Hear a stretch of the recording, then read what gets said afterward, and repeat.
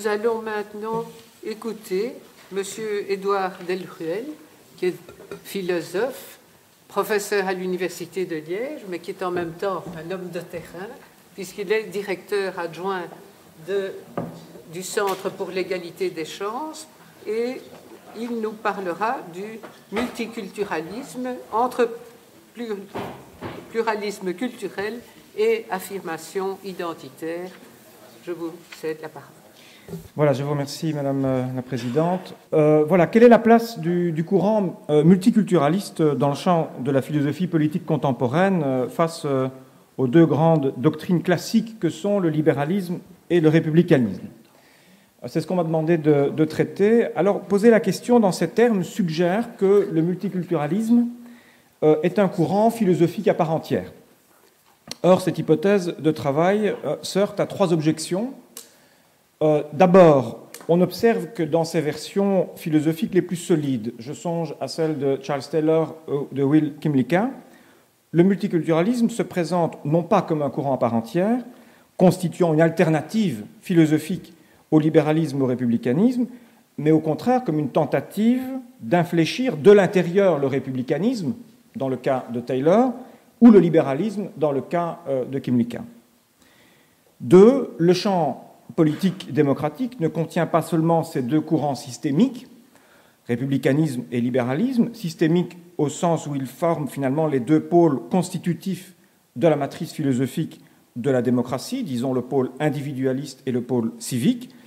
On compte également des courants antisystémiques, je reprends ici une expression d'Immanuel Wallerstein, courants antisystémiques, socialistes, révolutionnaires, postcoloniaux, subalternistes, qui s'opposent aux deux courants systémiques, mais qui appartiennent néanmoins à la même géoculture européenne, qui partagent avec eux la même croyance dans, disons, le grand récit de la modernité, à savoir la croyance en une émancipation universelle, à la fois individuelle et collective, de l'humanité. Or, il existe aussi certaines formes de multiculturalisme qui entretiennent des rapports étroits et complexes avec ces mouvements antisystémiques émancipateurs. Et à côté, troisième remarque, à côté de ces différents multiculturalismes, donc qui adhèrent globalement à la géoculture européenne et au projet de la modernité, il existe encore une autre forme de multiculturalisme que l'on pourrait qualifier de communautariste ou de différentialiste, multiculturalisme hard, si vous voulez, ou profond, qui, lui, rejette frontalement ce projet culturel. Alors ça, c'est un multiculturalisme qui ne fait pas l'objet de véritables thématisations ou théorisations philosophiques, mais qui est très présent, par exemple, dans le discours de certains représentants ou des représentants de certains pays arabo-musulmans ou africains dans les instances internationales comme l'ONU ou l'UNESCO, par exemple. Et ce multiculturalisme va contester la géoculture moderne dont il dénonce le caractère hégémonique et ethnocentrique. C'est au nom de ce différentialisme culturel qu'au sein du Conseil des droits de l'homme de l'ONU, par exemple, ces pays justifient l'infériorisation de la femme, la pénalisation de l'homosexualité ou réclament à l'inverse la pénalisation du blasphème ou de l'islamophobie, par exemple. Donc la première chose qu'il faut dire, c'est qu'il n'existe pas un multiculturalisme, mais au moins deux, et même sans doute davantage, mais au moins deux de nature différente en tout cas. Un multiculturalisme soft, appelons-le comme ça, philosophique, qui appartient de plein pied à la géoculture européenne et qui se répartit en nuages, finalement, sur toute la surface du champ philosophique, comme autant d'inflexions des courants existants, inflexions du libéralisme, du républicanisme, de la gauche antisystémique. Et puis, il y a un multiculturalisme hard ou profond, différentialiste, qui, lui, s'oppose à la culture occidentale et revendique pour les peuples non européens ou pour les populations allochtones vivant en Europe de pouvoir vivre selon des standards culturels différents du socle de valeurs occidentales jugé hypocrite et corrompu. Alors, ce qui est très intéressant, c'est que le multiculturalisme soft fait le pari qu'une reconnaissance raisonnée des identités culturelles est encore le meilleur moyen d'éviter les conséquences désastreuses causées par le multiculturalisme hard ou différentialiste, à savoir le repli ethno-identitaire des diasporas allochtones. Les adversaires libéraux, républicains, socialistes du multiculturalisme craignent au contraire qu'en faisant de trop grandes concessions aux revendications culturelles, eh bien, on ne renforce ce repli ethno-identitaire. Ça, c'est en quelque sorte l'état du problème. Quant à moi, je voudrais faire l'hypothèse suivante qui vise à sortir de cette opposition reconnaissance versus non-reconnaissance des identités culturelles, qui est un vrai débat, mais on peut quand même essayer d'en sortir. C'est que s'il existe aujourd'hui un multiculturalisme profond, différentialiste, défiant la géoculture moderne, c'est avant tout parce que cette géoculture est en crise profonde. Ce qui est une thématique que je sens assez implicite, mais quand même présente depuis le début de nos travaux hier après-midi. Et je propose donc d'inverser la façon d'envisager la question.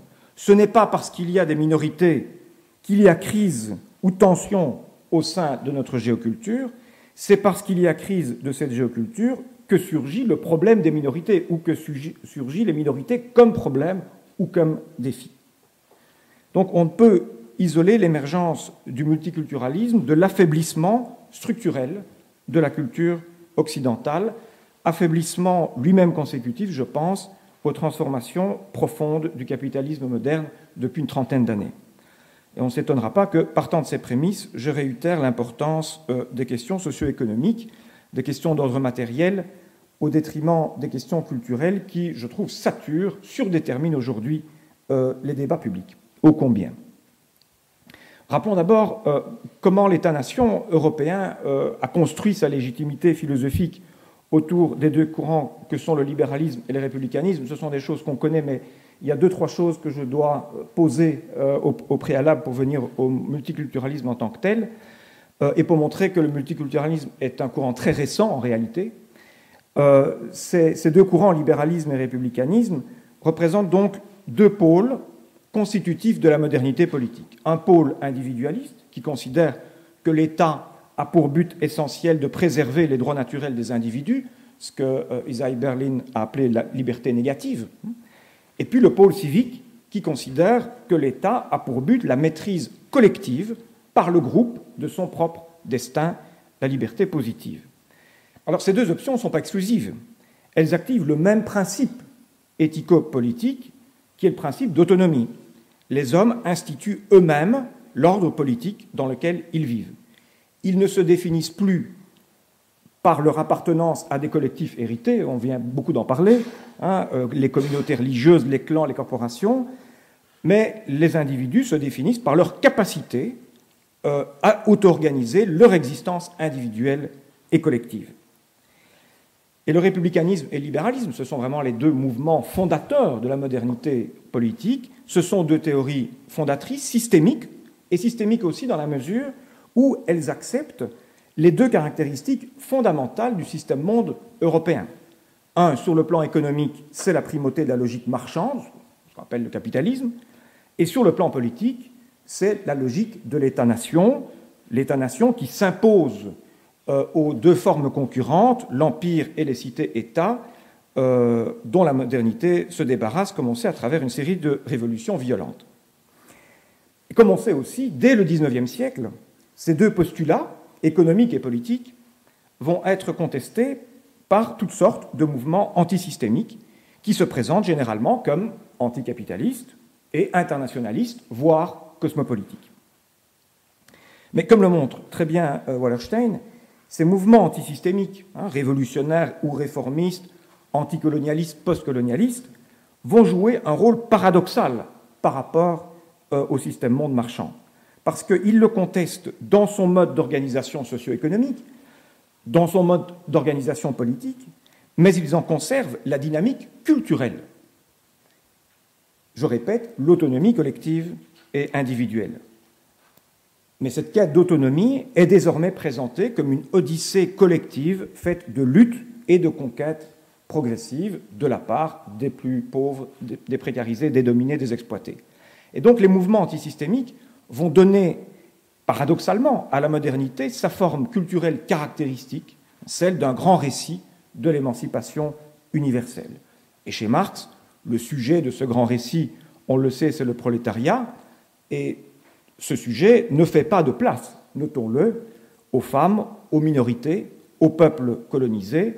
Dans un premier temps, ces sujets sont comme exclus, effacés de ce grand récit progressiste. De ce fait, les mouvements antisystémiques vont paradoxalement servir, je cite ici Immanuel Wallerstein, vont servir d'infrastructure culturelle à la relative stabilité du système monde marchand. Pourquoi ? Parce que ces mouvements antisystémiques vont entretenir une perspective de progrès chez les populations fragilisées, une confiance indéfectible dans l'avenir, l'idée que nos enfants vivront mieux que nous, que demain sera meilleur. Et la plus grande forme de stabilité, une stabilité dynamique, sera atteinte avec le compromis historique conclu au sortir de la guerre entre forces du capital et forces du travail, et qui débouchera sur l'institution de l'État social de marché, une expression que je préfère à celle d'État-providence, qui ne veut pas dire grand-chose. La Belgique est, ou était, un cas exemplaire de ce compromis historique qui institutionnalise la tension entre composantes systémiques et antisystémiques. Durant cette période, disons les 19e et 20e siècles, jusqu'au tournant des années 70-80, en fait, il n'existe aucun mouvement politique que l'on puisse caractérisé comme relevant du multiculturalisme. Et pourtant, on l'a vu aussi depuis hier, les minorités ont pourtant posé de nombreux défis, de nombreux problèmes aux États occidentaux pendant cette période, faut-il le dire. Mais ces défis et problèmes étaient alors solubles dans le double cadre de l'État-nation et de l'État social. Soit se posait la question des minorités nationales, c'est-à-dire des minorités culturelles, en fait majoritaires dans certaines zones territoriales, où elles réclamaient le droit à l'autodétermination ou au rattachement à la patrie d'origine, etc. Mais en posant la question comme ça, le conflit restait donc dans le paradigme stato-national. On sait que l'issue à ces conflits d'une extrême violence a souvent été l'assimilation forcée ou la liquidation, et parfois même la liquidation physique. Soit se posait la question de populations migrantes, diasporisées, mais dont les problèmes étaient alors assimilés à ceux de la classe ouvrière. La question de l'intégration des immigrés ne fait pas l'objet d'une thématisation véritable avant les années 70. 80, Marco Martiniello l'a bien montré hier. Les travailleurs migrants étaient considérés par les pays d'accueil comme des travailleurs invités, censés retourner dans leur pays d'origine à la fin de leur contrat de travail. Idéologie qui a largement prévalu en Belgique, ce qui évidemment exonérait les pays d'accueil de toute prise en compte de leur spécificité culturelle. Et finalement, les mouvements antisystémiques, notamment le mouvement syndical, partageaient cette logique en considérant ces travailleurs migrants comme des travailleurs comme les autres, censés assimiler et s'assimiler à la civilisation du travail, et donc assimiler et s'assimiler au grand récit moderne de l'émancipation. Ce qui, d'une certaine façon, a fonctionné quand on voit aujourd'hui le très grand nombre de syndicalistes, notamment d'origine italienne, par exemple, en Belgique, ce qui a donc fonctionné dans une large mesure. Durant cette période, il n'y a donc pas d'espace pour le multiculturalisme, car la construction de romans nationaux, d'une part, l'adhésion à l'universalisme progressiste, d'autre part, eh bien, permettait pas de résoudre, mais en tout cas d'absorber le problème des minorités. Alors ici, juste une petite parenthèse, cette distinction entre minorité nationale, minorité diasporique, c'est un locus classicus des discussions sur le multiculturalisme, d'où le drame des populations qui ne s'inscrivent ni dans une ni dans l'autre de ces catégories, et notamment les Juifs d'Europe dans l'entre-deux-guerres, qui ne peuvent ni être une minorité nationale, ni une diaspora ouvrière, d'où la tentative du sionisme, soit de devenir, d'avoir une revendication nationale, soit, comme le Bund par exemple, d'inscrire la conscience juive dans la tradition prolétarienne, dans la tradition universaliste prolétarienne. Vers les années 70-80, la configuration historique change radicalement. C'est à ce moment-là que le multiculturalisme va émerger sous ces deux formes, hard et soft, comme je l'ai appelé. Ce qu'on appelle la globalisation, la mondialisation, est avant tout le triomphe historique d'une nouvelle forme de capitalisme qui relance spectaculairement la course au profit qui s'était érodée durant les Trente Glorieuses. Ce capitalisme présente trois caractéristiques bien connues. C'est un capitalisme post-industriel qui trouve de nouvelles ressources de profit dans l'économie de l'immatériel et des services. C'est un capitalisme global qui s'affranchit des barrières nationales, qui s'impose désormais à l'ensemble de la planète grâce à la financiarisation des échanges. Et enfin, c'est un capitalisme néolibéral qui rompt le compromis historique conclu par le libéralisme classique avec le mouvement ouvrier et qui entreprend de démanteler l'État social jugé trop onéreux. Alors, ce capitalisme global, néolibéral, va s'attaquer à la fois à l'État-nation et à l'État social. Il va s'attaquer à l'État-nation en tant que l'État-nation est l'institution et le lieu d'institution d'un bien commun, le lieu d'institution d'un projet collectif d'existence unissant des citoyens autour d'un même roman national. Et s'opposer également à l'État social en tant que cet État social est une forme de transaction entre forces sociales antagonistes, compromis capital-travail. Donc le néolibéralisme est fondamentalement différent du libéralisme canal historique, si je peux l'appeler ainsi. C'est une vraie rupture par rapport à ce libéralisme, parce que c'est l'interruption du dialogue critique que le libéralisme entretenait jusque-là avec le républicanisme sur la question « quel roman national ?» et avec le socialisme la question « quel compromis social ?» Or, c'est ce dialogue critique permanent qui rendait vivant, crédible, le grand récit moderne de l'émancipation de l'humanité. Et donc, à partir du moment où les populations les plus fragiles du système monde ont pris conscience qu'elles n'avaient plus prise ni sur leur environnement territorial, plus de prise sur le roman national, ni sur le rapport de force sociale, la tension capital-travail, eh bien, le projet culturel de la modernité s'est trouvé logiquement décrédibilisé. Jean-François Lyotard a donné à cette chute des grands récits modernes d'émancipation le terme très contesté de postmodernité. Le multiculturalisme est contemporain de ce tournant postmoderne, je pense même qu'il en est la conséquence. Le déclin de la géoculture moderne va d'abord se faire sentir chez les élites non européennes, qui étaient jusque-là acquises à la géoculture européenne.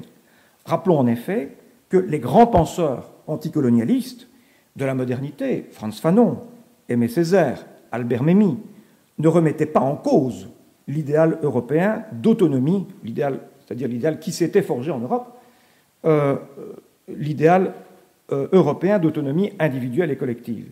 Ce qu'ils dénonçaient avec virulence, c'est le fait que les colonisés étaient absents de ce grand récit, n'avaient pas de place dans ce grand récit. Mais ils ne contestaient pas la légitimité et l'universalité de ce grand récit. Chez Frantz Fanon, par exemple, en dépit d'une préface très contestable de Sartre aux damnés de la Terre, c'est très clair, c'est tout à fait clair. Et il y a beaucoup de mises en garde de Frantz Fanon par rapport au repli, au différentialisme d'un certain anticolonialisme. Mais avec les mouvements tels que les post-colonial studies, cultural studies, subaltern studies, c'est un autre discours qui va émerger de façon assez complexe à voir chez les élites non européennes. Elles ne font plus valoir qu'il y a des exclus du grand récit de la modernité, mais elles font valoir qu'il y a d'autres récits, qu'il y a une contre-narration, selon l'expression d'Edward Said, qui est un peu l'auteur phare des post-colonial studies, une contre-narration qui oblige dorénavant l'Europe et l'Occident, comme il dit, à prendre l'autre au sérieux. Selon l'expression d'un autre des penseurs phares du courant subalterniste, Dipesh Chakrabarty, le but est de provincialiser l'Europe. Il serait très intéressant de montrer, je n'ai pas le temps de le faire, comment ces courants postcoloniaux subalternistes ont progressivement décroché culturellement de la tradition antisystémique occidentale et du marxisme en particulier, dans lequel ils étaient pourtant ancrés au départ. Il y a de ce point de vue-là un livre qui retrace ça pas mal, qui est L'Occident décroché de Jean-Loup Ancel, qui montre bien cette évolution, prenant comme symptôme de ce décrochage l'évolution de la référence à Gramsci. Parce que Gramsci avait posé, donc grand théoricien marxiste, qui avait posé des catégories d'hégémonie, de subalternité, pour essayer de penser la situation, notamment des classes paysannes du sud de l'Italie, pour les intégrer précisément dans le grand récit prolétarien. Ces catégories ont beaucoup d'influence sur le postcolonialisme, mais on voit que petit à petit, le postcolonialisme décroche et laisse de côté ce qui est la finalité de Gramsci, qui est évidemment une perspective révolutionnaire prolétarienne, évidemment, au final. Cette contestation du leadership culturel occidental va prendre, on le sait, de multiples formes, dont certaines très brutales et spectaculaires, comme la victoire de Khomeini en Iran en 1979, suivie de la fatwa contre Salman Rushdie 10 ans plus tard. Donc un multiculturalisme profond voit alors le jour, dont le politologue conservateur Samuel Huntington déduira le fameux choc des civilisations quelques années avant le 11 septembre. Mais cette contestation extérieure du leadership occidental serait incompréhensible, je le répète, sans le coup d'arrêt interne porté par le néolibéralisme lui-même au grand récit de la modernité. Liquidation brutale du mouvement ouvrier, extinction de la tension dynamique entre forces systémiques et forces antisystémiques, et même l'exigence de bien commun portée par le républicanisme apparue excessive et trop onéreuse à l'ordre marchand postmoderne. Et donc cet auto-effondrement de la géoculture moderne a eu un double effet. Un, comme je l'ai dit, décrocher les peuples non européens de la culture politique émancipatrice, etc. Et deux, doter tout espoir d'émancipation aux classes populaires en Occident. Les producteurs de l'économie monde capitaliste, Wallerstein explique ça également très bien, en s'attaquant au noyau critique, au noyau émancipateur de la géoculture moderne, eh bien, je le cite, ont perdu le principal élément stabilisateur caché du système, l'optimisme des opprimés. Alors cette double situation, perte de croyance dans l'avenir chez les classes populaires autochtones, décrochage des populations allochtones par rapport à la promesse moderne, eh bien cette double situation est à l'origine de ce que nous diagnostiquons un peu vite comme le conflit des cultures. Un peu vite, car si conflit des cultures il y a, c'est parce que s'est effondré ce qui faisait l'élément fédérateur de la modernité, à savoir la culture du conflit. Je pense que c'est ça qui est arrivé, c'est le passage de la culture du conflit au conflit des cultures. Je le répète, le multiculturalisme s'engouffre en fait dans le vide creusé par cette crise néolibérale. Il est le négatif, comme le gant retourné, de l'effondrement du grand récit d'émancipation qui caractérisait la modernité. Cet effondrement a favorisé l'émergence d'un multiculturalisme différentialiste ou communautariste qui va contester ouvertement cette géoculture et certains de ses acquis essentiels comme l'égalité homme-femme, la liberté de critiquer les religions, ou qui ne va pas hésiter à ethniciser la question des banlieues et des diasporas immigrées. Mais le capitalisme post-industriel a lui-même favorisé cette dynamique. D'une part, le capitalisme de service segmente le marché en fonction des identités de chacun. Le commerce halal en est l'illustration classique, relativement inoffensive, mais qui montre combien l'affirmation identitaire est finalement très bien appariée à la société marchande actuelle. D'autre part, on sait que dans nombre de pays, les dirigeants politiques, de droite comme de gauche, pressés d'en finir avec des politiques publiques trop onéreuses à destination des plus démunis, ont souvent laissé le terrain social aux leaders religieux et communautaires. Ce qu'on appelle le modèle multiculturaliste anglais, je ne suis pas très sûr, mais on peut faire l'hypothèse que ce n'est pas un modèle, c'est qu'on a laissé le terrain social aux communautés, ce qui est évidemment différent que de construire un modèle multiculturaliste en soi. Ceci est ouvert à la discussion. On ne peut donc dissocier l'émergence du multiculturalisme de cette dépression culturelle de la modernité. Alors c'est là-dessus que le multiculturalisme philosophique apparaît. Et là, c'est quoi ce multiculturalisme philosophique? Taylor, Kemlicka, etc. C'est une tentative de contrer ce multiculturalisme différentialiste et communautariste. Les philosophes multiculturalistes font le pari que pour prévenir les dangers que représente le repli identitaire, il faut infléchir, je ne pense pas abandonner, mais il faut infléchir les théories philosophiques traditionnelles. Et finalement, le projet de Charles Taylor, c'est d'élaborer une variante multiculturaliste du républicanisme Kymlicka, une variante multiculturaliste du libéralisme, j'ajouterais Axel Honneth, une variante, ou en tout cas une inflexion multiculturaliste de la pensée antisystémique d'inspiration marxiste. Je vais parler seulement des deux, dans la deuxième partie de mon exposé, principalement de Taylor et de Kymlicka. Je conclurai très brièvement par Axel Honneth. Alors, héritier de Hegel, Charles Taylor pose que la reconnaissance est un besoin vital, dit-il, de l'être humain. C'est-à-dire, avant même tout droit de penser et d'agir librement, il y a chez l'être humain un désir plus fondamental qui est d'être respecté par les autres dans son identité propre, identité sociale, personnelle, culturelle, sexuelle, etc. Contre l'anthropologie libérale, Taylor pose que la condition de toute autonomie personnelle, c'est la capacité de participer à une entreprise collective, d'appartenir à une communauté qui a un dessein collectif propre et d'être reconnu dans la construction de ce dessein collectif propre. C'est en ce sens que Taylor appartient à la tradition républicaine.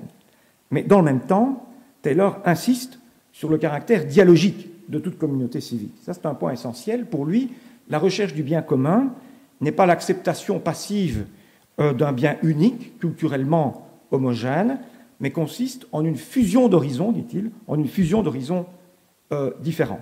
Chacun doit donc être d'abord reconnu dans sa singularité, chacun doit être reconnu dans son horizon, sexuel, ethnique, culturel, religieux, pour pouvoir participer pleinement à cette fusion, à cette république dialogique qu'est la démocratie.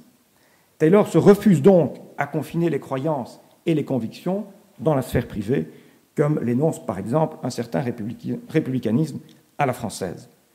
Un tel positionnement justifie naturellement toute la panoplie classique des politiques multiculturalistes, la neutralité inclusive et non exclusive, les discriminations positives, la visibilité des signes religieux dans l'espace public et évidemment les fameux accommodements raisonnables dont Taylor défendra chaudement le principe dans le rapport rédigé sur cette question avec Gérard Bouchard. Il faut bien voir, et ceci est essentiel, la limite fondamentale apportée par Taylor à cette politique des identités. C'est que l'appartenance à la communauté politique doit toujours prédominer sur les identités culturelles. C'est d'ailleurs sur cette base qu'il justifie son opposition au souverainisme québécois. Les biens communs particuliers que sont les communautés culturelles doivent fusionner leurs horizons au sein d'un méta-bien commun, d'une métaculture, si l'on peut dire, qui est le projet de la modernité. Ce projet de la modernité, Charles Taylor la revendique et s'en revendique. Autrement dit, pour Taylor, le droit à la différence culturelle ne peut pas conduire à rejeter la géoculture occidentale et ses acquis fondamentaux comme la liberté d'expression ou l'égalité femmes-hommes, par exemple. Will Kymlicka, quant à lui, s'est efforcé de montrer que les mêmes revendications multiculturalistes pouvaient parfaitement se formuler dans la grammaire politique libérale, celle des droits individuels. Kymlicka considère l'appartenance communautaire comme un bien individuel fondamental. Et il est donc légitime, au nom du principe libéral de non-discrimination, d'égalité de traitement, principe fondateur du libéralisme, de prendre en compte, de prendre des mesures compensatrices pour permettre aux individus appartenant à des minorités eh bien, de se défendre contre l'hégémonie de la culture dominante. Dans cette perspective clairement individualiste, les droits culturels doivent donc bénéficier aux membres des minorités, mais également, insiste Kymlicka, aux dissidents au sein de ces communautés, à ceux qui sont minoritaires dans leur minorité, si on peut dire, et qui doivent pouvoir critiquer et contester leur tradition d'origine. Aux yeux de Kymlicka non plus, par exemple, le droit de critiquer la ou sa religion, eh bien, ce n'est pas négociable, c'est évidemment un droit qui doit rester incontestable. Une autre limitation des droits des communautés tient à la distinction classique, dont Kymlicka fait grand cas, entre minorité nationale et minorité ethnique. Pourquoi est-ce que Kymlicka en fait grand cas? Parce que, selon lui, les minorités nationales ont une légitimité supérieure à revendiquer la reconnaissance de leur spécificité parce que ces minorités nationales occupent majoritairement un territoire, elles peuvent se prévaloir d'un ancrage historique, ce qui justifie qu'elles gèrent, dans certaines mesures et avec des limites, mais enfin qu'elles gèrent leur cadre de vie global. On pense notamment aux populations autochtones, indigènes, amérindiennes par exemple, alors que les minorités ethniques se sont constituées par des migrations individuelles, par une dispersion, et ne peuvent donc légitimement réclamer un tel droit. Ces deux théories, on le voit, sont certes multiculturalistes si l'on considère les dispositions qu'elles promeuvent, les actions positives, les accommodements raisonnables, la neutralité inclusive, etc., mais l'une et l'autre évoluent dans des cadres philosophiques qui ne sont pas multiculturalistes. C'est le cadre républicain, alors amendé, un républicanisme dialogique dans le cas de Taylor, c'est le cadre libéral dans le cas de Kymlicka. Dans les deux cas, l'exigence de pluralité culturelle se trouve donc conditionnée, donc limitée, par une exigence plus fondamentale, inconditionnelle, on dirait en philosophie transcendantale, qui est l'existence d'un cadre politique et symbolique susceptible de reconnaître cette pluralité.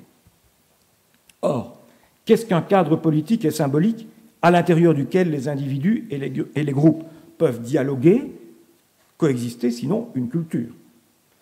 Et qu'est-ce qu'une culture, sinon un ensemble homogène, relativement homogène, de normes et de valeurs qui s'imposent à tous les individus qui en dépendent?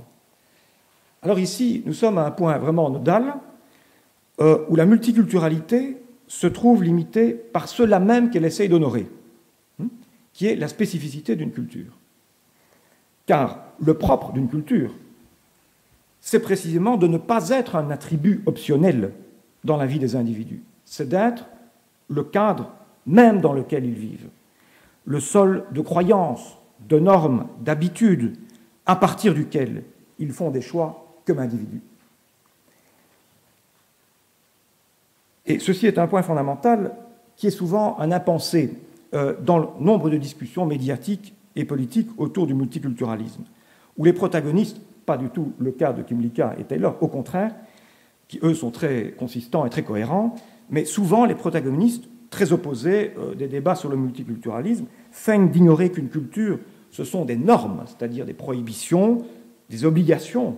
Donc une culture, ce sont des rapports de force, des rapports de pouvoir. Les partisans de modèles assimilationnistes négligent la douleur, l'arrachement, les conflits de loyauté qu'engendre l'obligation faite aux membres des cultures minoritaires d'abandonner ce qui fait l'identité de leur communauté.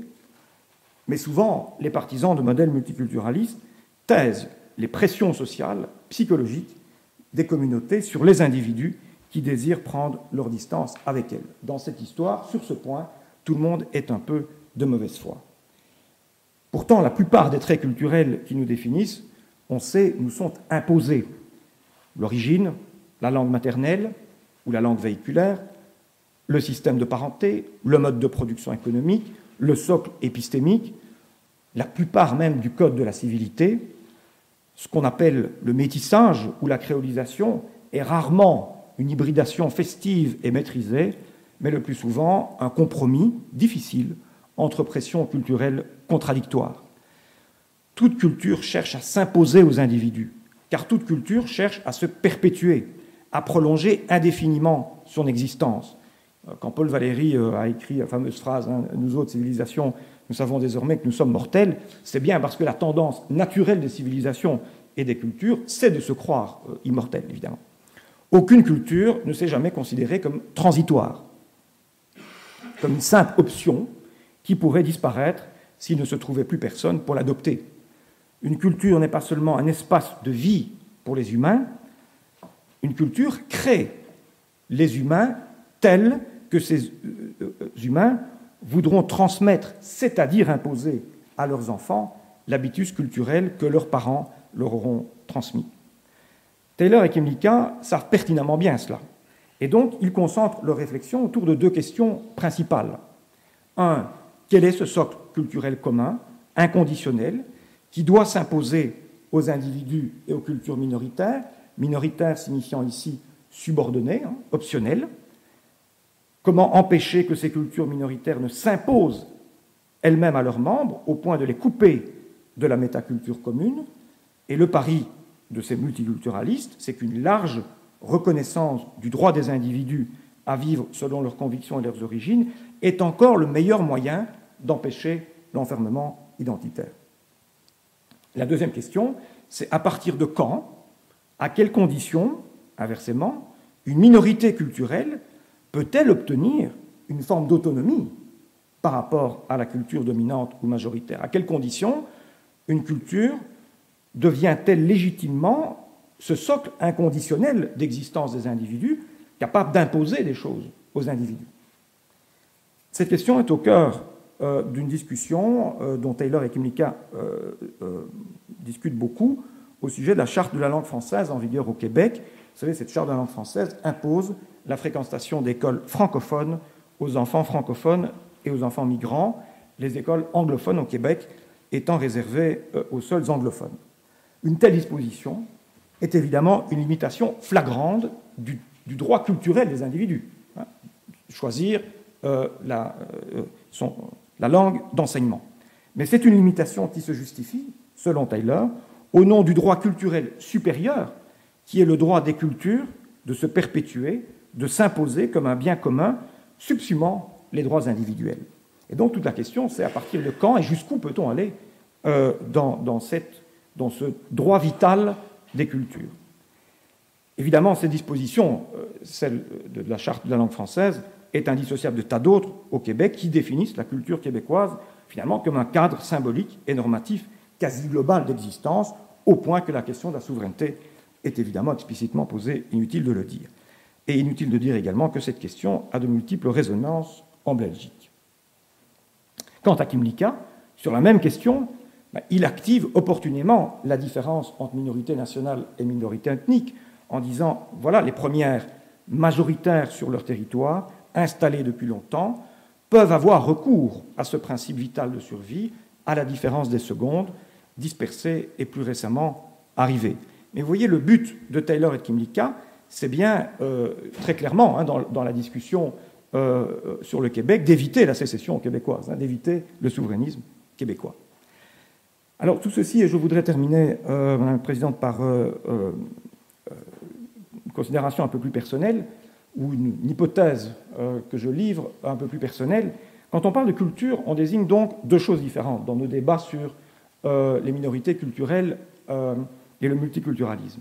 Il y a d'une part la culture comme socle commun de normes, comme tiers symbolique, comme on dit également, définissant l'espace global à l'intérieur duquel les individus communiquent.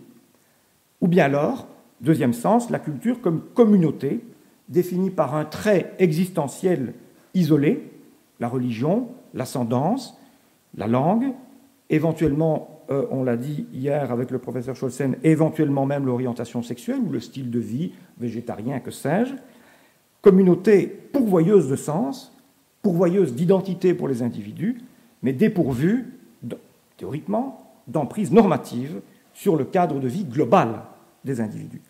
Ce sont deux sens très différents du mot culture. Et quel est le critère qui permet de distinguer ces deux formes de culture? Je vais faire ici une hypothèse. Je pense que c'est le rapport à la matérialité de l'existence, et notamment cette dimension de la matérialité qu'est le territoire. Et ici, je vais rompre une lance, si vous voulez, contre toute une idéologie de la déterritorialisation qui est fort en vogue dans certains courants philosophiques. La culture, c'est d'abord le cadre à l'intérieur duquel les individus expriment leur puissance de vie, de travail et de langage. Puissance de vie, rapport de parenté, vie affective, proximité, lien affectif, travail, rapport de production, langage, rapport médiatique au sens large ou scolaire. Les deux principaux institutions médiatiques aujourd'hui, c'est les médias d'une part, l'enseignement de l'autre. Et les localisations matérielles de ces institutions fondamentales, on les connaît, c'est le logement, c'est l'emploi, c'est l'école. Ces institutions fondamentales sont reliées entre elles pour former un socle de base de la vie sociale sur un territoire donné. Et on parle aussi de culture pour désigner autre chose, c'est l'appartenance à une communauté qui est dotée d'une identité spécifique, une communauté qui opère en quelque sorte une coupe transversale dans le vécu des individus, qui isole certaines pratiques, certaines dimensions de l'existence qu'elle prétend régir, la croyance, la sexualité, le savoir, etc. Avec des combinaisons parfois complexes, je n'entre pas dans les détails. Je suggère d'appeler géoculture la culture matérielle qui organise le cadre de vie global d'une population sur un territoire donné. Et ethnoculture, les communautés à travers lesquelles, communautés donc segments existentiels à travers lesquels je me reconnais, je m'identifie. Cette terminologie est plus pertinente, me semble-t-il, que les catégories de majorité et de minorité, qui sont trompeuses parce qu'elles transforment en différence statistique ce qui est en fait une différence de nature. Une géoculture, c'est un tiers symbolique, inconditionné en réalité, à l'intérieur duquel tout dialogue, toute contestation, tout choix, attachement, arrachement sont possibles. Les ethnocultures, elles, je le répète, ne sont que des segments identificatoires, théoriquement optionnels, mais c'est évidemment beaucoup plus compliqué que ça, car les individus peuvent théoriquement choisir d'être chrétiens, athées ou musulmans, néerlandophones ou francophones, homosexuels ou hétérosexuels. Je mets choisir avec d'énormes guillemets, parce que là, le terme de choix est évidemment tout à fait particulier, et ce qui montre bien tous les passages, et il faudrait là faire une conférence pour le montrer, entre les ethnocultures et les géocultures.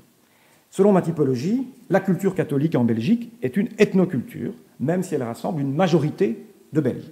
Sans doute moins que les 80% que l'on dit, mais une large majorité quand même. Par contre, une minorité nationale, c'est une géoculture, car elle prétend structurer l'ensemble du cadre existentiel des individus sur un territoire donné.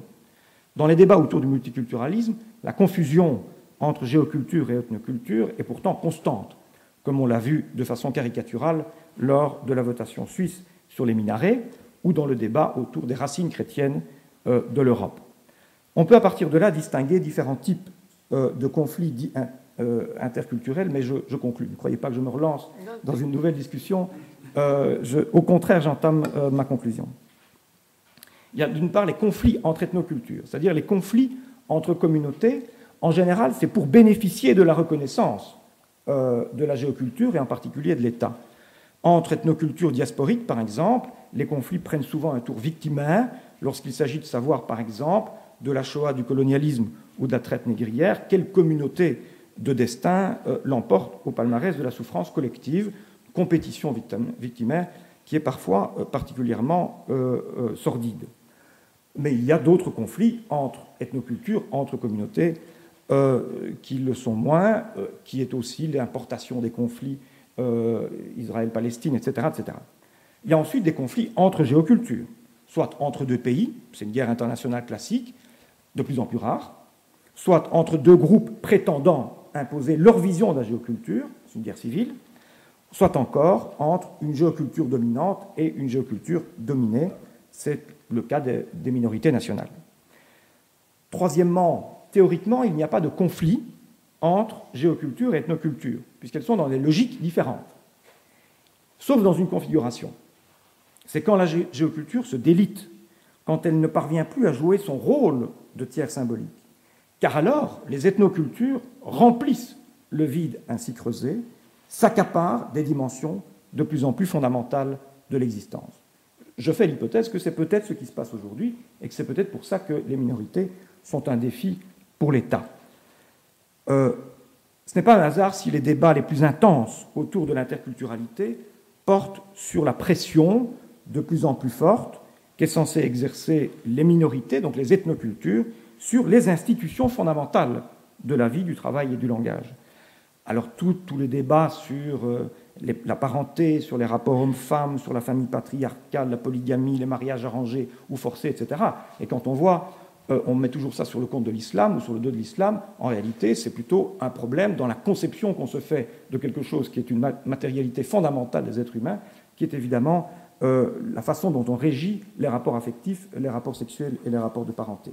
Deuxièmement, les institutions médiatiques, l'école, le savoir, tous les débats qui sont extrêmement vifs sur le darwinisme, sur le créationnisme, etc., sur le socle épistémique, et dans le champ économique, la peur panique de la migration économique, la crainte de voir certaines diasporas organiser des circuits économiques parallèles, voire une économie souterraine ou parallèle.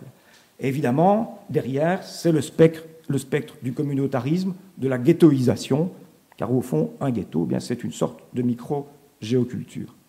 Le temps me manque pour montrer que ce schéma explicatif s'applique aussi à la situation belge et que cette conception matérielle et territorialiste de la culture, de la géoculture, justifie mon choix pour le régionalisme sur le communautarisme, mais je ne vais pas entrer dans le débat belgo-belge, si vous voulez bien. Ce que je voudrais pointer, c'est que si les ethnocultures apparaissent comme des éléments aujourd'hui déterminants de notre environnement global, si ces ethnocultures donnent le sentiment de saturer l'espace public, c'est parce qu'il y a, je crois, à la base, une faillite culturelle, matérielle, politique de la géoculture moderne. Faillite des institutions fondamentales, famille, emploi, école, faillite de ces mécanismes politiques, de la démocratie représentative, de la négociation sociale, faillite de ces schèmes symboliques fondateurs, effondrement du grand récit de l'autonomie individuelle et collective. Et en particulier, le déclin des mouvements antisystémiques, la fin du compromis social, a eu pour conséquence que la situation des diasporas qui peuplent aujourd'hui nos banlieues ou nos quartiers est perçue par tout le monde, à commencer par les intéressés eux-mêmes, comme un problème culturel touchant des minorités ethniques ou religieuses, et non comme un problème social touchant en fait la frange la plus précarisée du prolétariat post-industriel. Nous sommes appelés au Centre Polyété des Chances régulièrement en disant « Ah, on a des problèmes interculturels dans notre entreprise ». Je songe à une entreprise publique de la région bruxelloise, problème entre les musulmans et les autres. On va voir que, en fait, quelle est la réalité? Les jeunes employés musulmans sont en fait des jeunes contractuels ou en CDD ou en temps partiel. Les plus âgés sont, eux, statutaires ou avec des CDI, etc. Il y a des problèmes de politique, voilà, d'âge.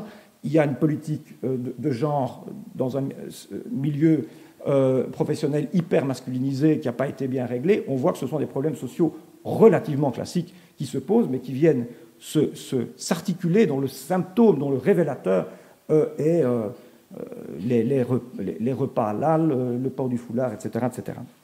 C'est pourquoi rien n'est plus urgent, selon moi, que d'inverser la dynamique en retournant aujourd'hui, il faudrait peut-être faire un deuxième colloque, si je peux faire une suggestion, de retourner des conflits culturels vers les conflits sociaux, des revendications multiculturalistes vers les résistances antisystémiques. Alors j'aurais voulu vous parler des théories de la reconnaissance comme celle d'Axel Honneth, parce que je pense que Axel Honneth, philosophe allemand, donc de l'école de Francfort, successeur de Habermas à Francfort, je pense que c'est une tentative précisément de refaire ce chemin, notamment dans tout son dialogue avec Nancy Fraser, et qui permet de renouer les fils entre lutte identitaire et lutte matérielle. À défaut, je conclurai en redisant ce que je ne cesse de répéter avec quelque insistance, au risque d'en irriter certains, à savoir que le défi que représente le multiculturalisme ne peut être relevé à un niveau culturel, mais à un niveau plus global, le devenir même du système monde marchand, et plus matériel,